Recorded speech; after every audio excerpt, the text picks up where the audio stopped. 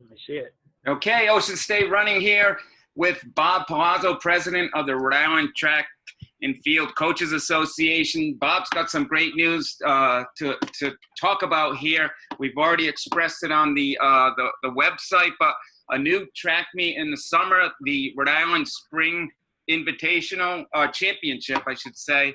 But a great thing for the kids out there in our state. Bob, why don't you talk a little bit about this? These guys kind of have had a lost season, guys and girls, I should say, with COVID-19 pandemic wiping out the spring campaign. And this is something you guys have been thinking about for a while, to kind of give back to these kids that have dealt with this. Absolutely, Steve. And again, thank you so much for your dedicated coverage of our great sport. I just, as an athletic director, I see a little bit of a broader stroke to what happened this past spring, and it's such a devastating thing for all of us in the athletic world. Period. As a coach, as an athletic director, working with athletes all the time, I mean, I can't think of a worse scenario. And I had an athlete in college at Rhode Island College as a senior who missed his graduation. Missed his last season in the circle, my son Joe. So I felt it from all avenues. So I understand what the kids are going through. And then we went into this long distance learning phase that was all new to us. And if they were feeling what I was feeling as a teacher, it's tough to be cooped up in just in the same routine every day. It was almost like the movie The Groundhog Day. It was like day in and day out, same routine. Very difficult. Wears on you mentally, physically, emotionally. So as an athletic director, as a coach, from day one, we've been trying our best to work with the Interscholastic League, with the state, with the powers to be in our local school districts to try and do something to get a breath of fresh air. Obviously, it's a very serious, disease. There's no doubt about that. So let's put that on the table. None of this belittles the seriousness of what's going on out there. I just want you to say that. But I'm of the ilk, and I am one of those people who believe that we have to try and work around things and work with things to try and give some sense of normalcy as best we can. And I leave the details in the rules and guidelines to the pros. I'm not claiming to be a guy who knows what the guidelines need to be. But once you set those guidelines, in which we have quite a few guidelines out there now, not only from the USATF, but also the CDC and of course, Governor Raimondo. So once you give us a task, we're pretty good at getting things done. So I just want you to know that the Coaches Association is leading the way once again, the Track Coaches Association, and trying to give kids something before the close of this year, which would be the end of August, for our seniors to go on a good note. And of course, our juniors who, if they lose this year for them is a tremendous recruiting season for our junior track athletes. So to get on the board, to get in the books, and you can speak to this, Steve, how, because you are one of the great media coverages that we have, and coaches, collegiate coaches, go to those sites. It's about the numbers. They read the kids' statistics, they recruit, they give scholarships based on numbers and how kids are doing. And it means so much to our kids in the sport. So we've managed to fit in the guidelines and set forth this particular meet that we're having. We're calling it the Lost Season. I'm trying to stay as optimistic and positive about what we call it as possible, without mentioning COVID-19 and everything else, pandemic and terrible words like that. But what it is, it gives kids a chance to get on the track according to the USATF guidelines for this COVID-19 and get a mark, finish your senior year, if you will, get a mark for their junior season. Young and up and coming stars that are state caliber athletes as freshmen and sophomores will still be able to shine. And the down part of this is it's taken so long to develop. Some kids that are seniors have moved on and they're in their collegiate mode and training and so forth, and they've called it a day. I can't help that. We can't help. Families move on. Everybody has their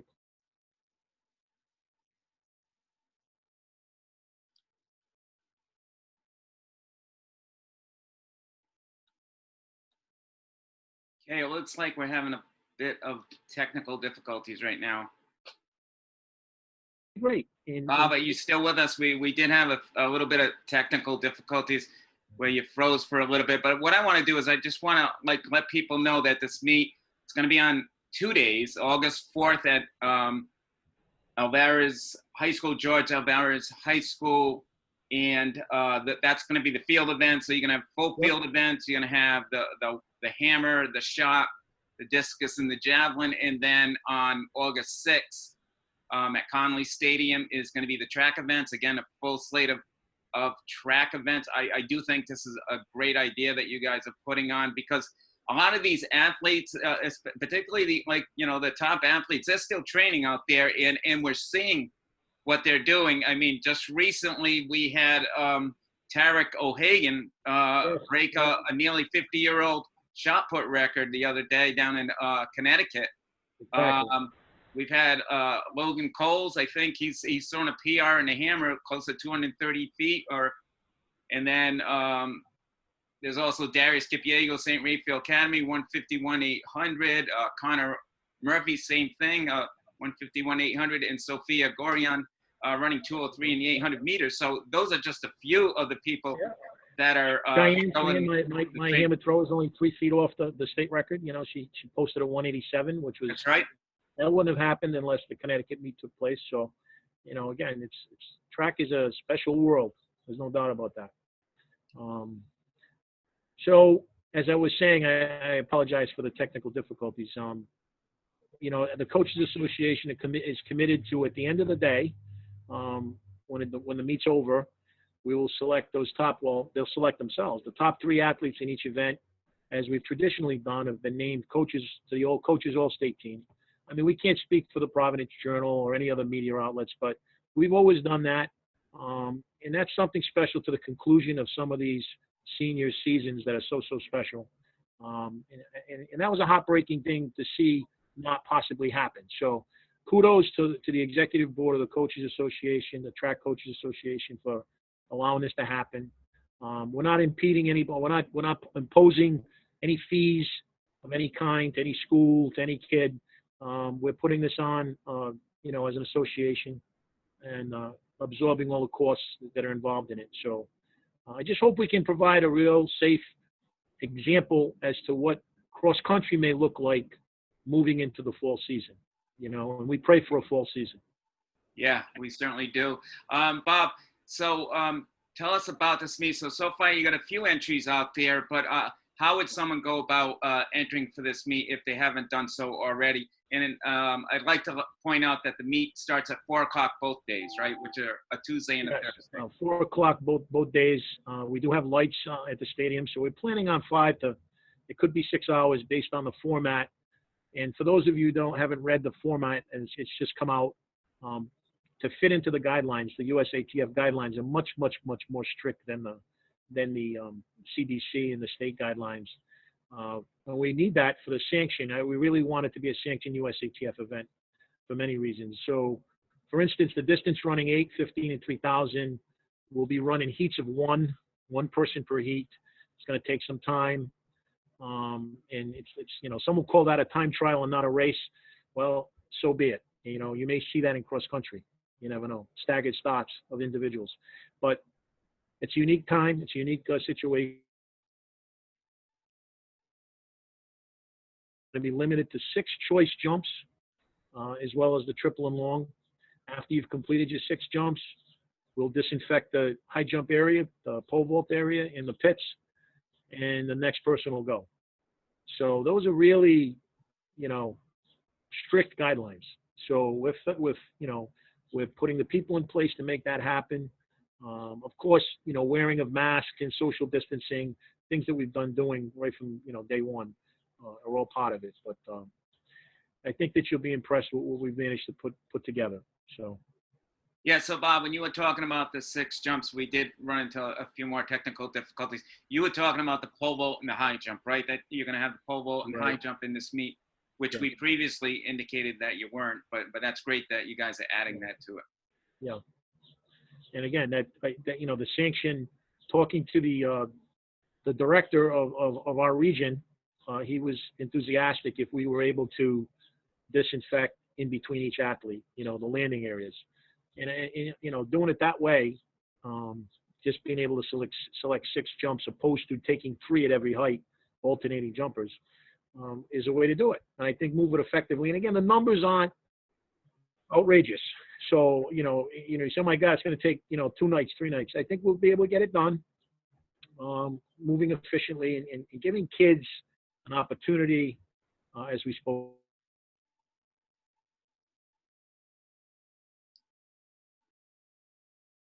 Bob, it looks like we're getting technical difficulties again.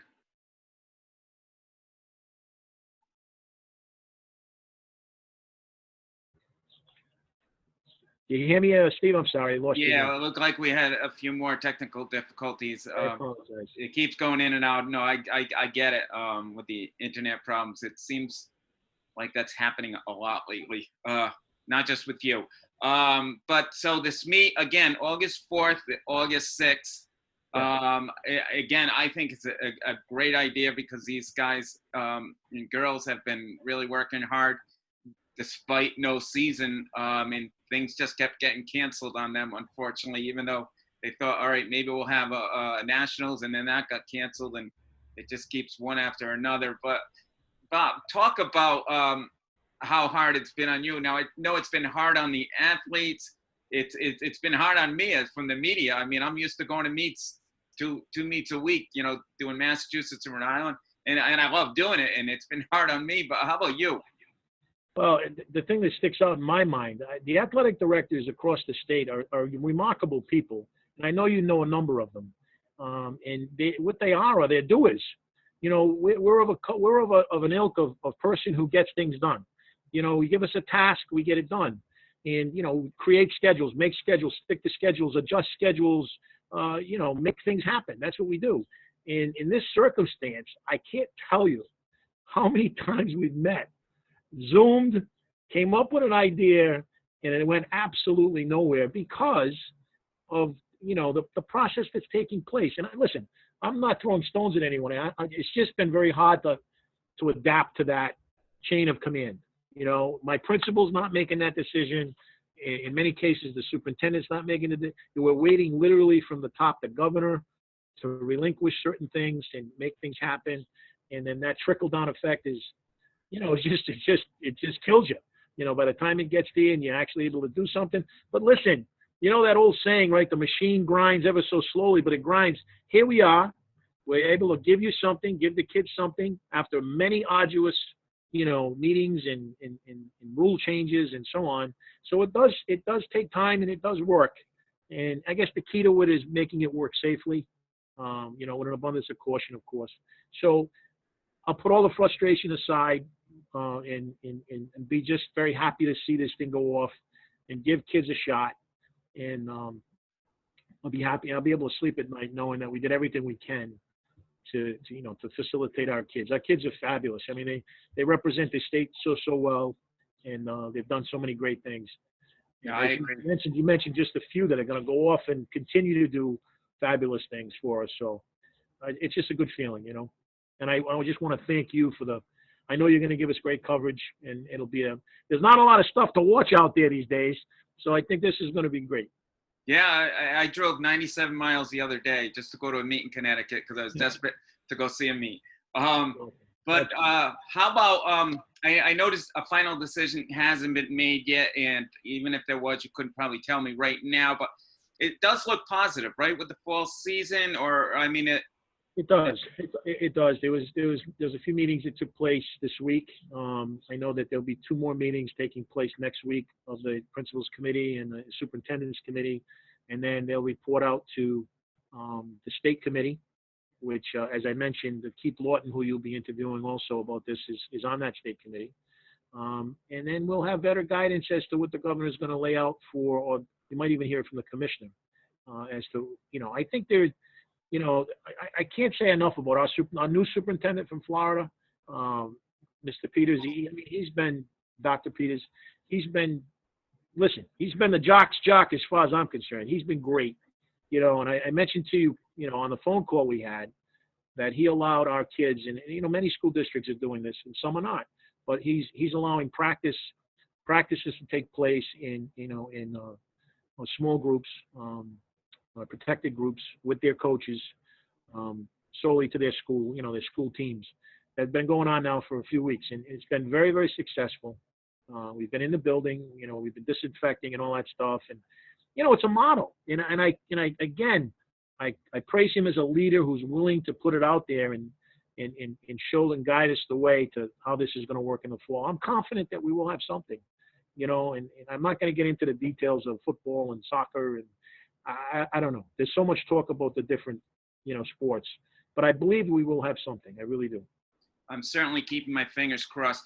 So again, this meet, again, August 4th and August 6th, and it's called the Rhode Island Track Coaches Association Spring Championship.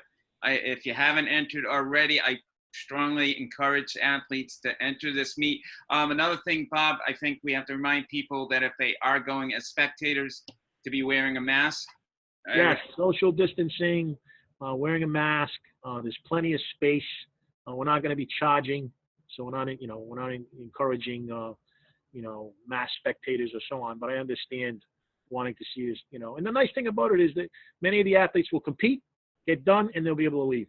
So there should be a lot of crossover as to crowds and so forth. But yeah, social distancing, masks, temperature checks will be, you know, there'll be temperature guns at both entrances, following all those guidelines. No food will be served, no concessions. So please bring your own water and beverage and so on. But looking forward to it. The Lost Season. I can see that right on your T-shirts. The Lost Season. It's great.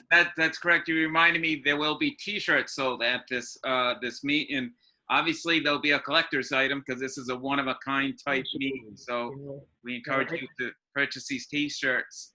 Let's talk about that for 1 second. Not to belabor the point, but so many people have started this conversation or go into the conversation talking about all the terrible, and again, I'm not trying to belittle the losses in so many people's families and so on.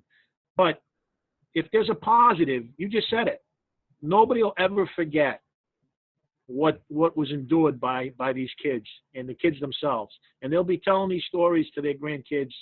And you know, let's give them a good story to tell. That's all I can say. And you know what? They've proven they've persevered too. So that's so true. A good thing to see. So Bob, I appreciate you taking this time today to talk about this meet. Again, I think it's a great event. It's something that people, I encourage everyone to participate in, and I encourage people to come watch. I mean, we got to watch some track and field. I'm getting itchy. Good stuff. All right, Bob, thanks a lot. Thank you. Take care. You too.